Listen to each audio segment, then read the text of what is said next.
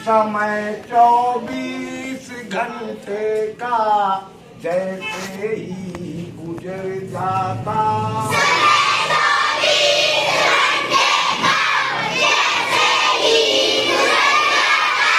वैसे ही नए दिन का समय आरंभ हो जाता।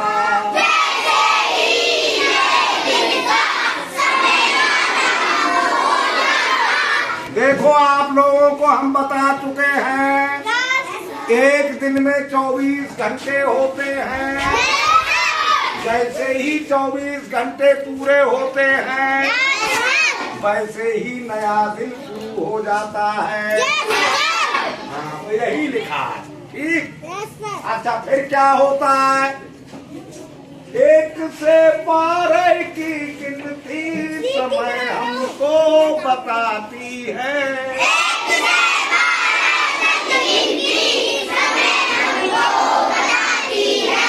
परंतु पहचानने को दिन नाम दिन का रखा जाता।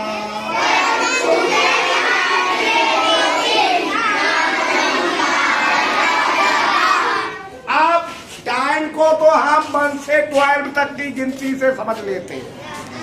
1 बज गया, 2 बज गया, 3 बज गया, 3:30 बज गए, 7 बज गए, है ना।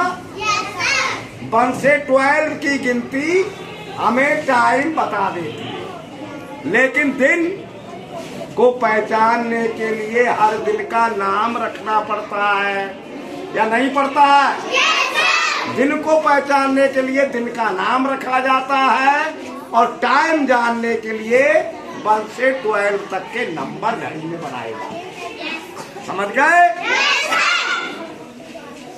लगाती 24 घंटे में चक्कर सूर्य का पृथ्वी, लगाती 24 घंटे में सूर्य का पृथ्वी, इसलिए पहला या अंतिम नहीं संडे कहा जाता।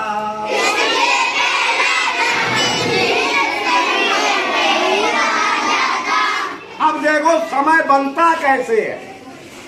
सूर्य का चक्कर पृथ्वी लगाती है तब समय बनता है। जब पृथ्वी सूर्य का चक्कर लगाती है तभी दिन होता है, तभी रात होता है, तभी सुबह होती है, तभी शाम होती है, तभी दोपहर होता है, तभी 24 घंटे होते हैं। समझ रहे हो बात?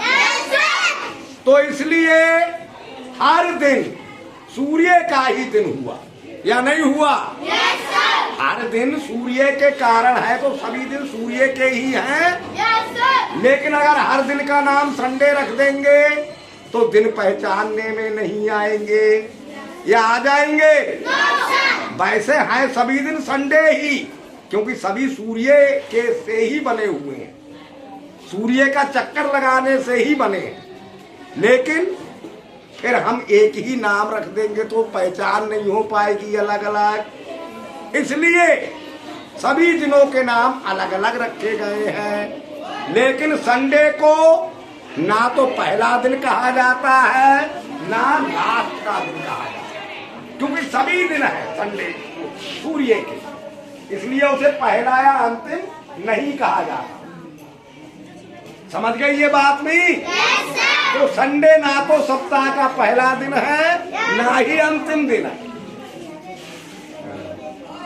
पहला कहते मंडे को, दूसरा ट्यूसडे होता,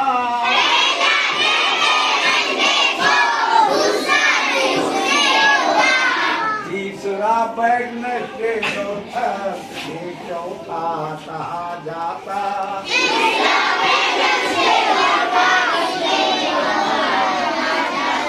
पांचवा फ्राइडे होता, छठा कहते सैटरडे को,